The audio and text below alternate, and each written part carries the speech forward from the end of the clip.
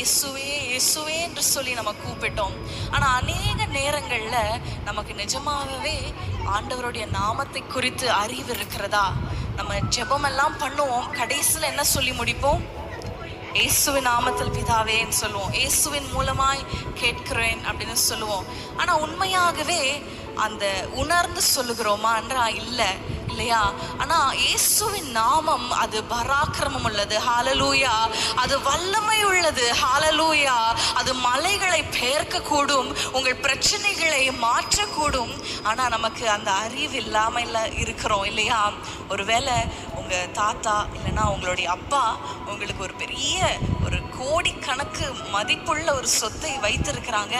ஆனா அது இன்ன வரைக்கும் தெரியல, இன்னைக்கு தான் அது உங்களுக்கு தெரிஞ்சிச்சு அப்படின்னா அதை பெற்றுக்கொள்றதற்கு எவ்வளோ பிரயாசப்படுவீங்க, இல்லையா? எப்படியாவது நான் அதை சுதந்திரித்து கொள்ளணும். ஆனா இன்னைக்கு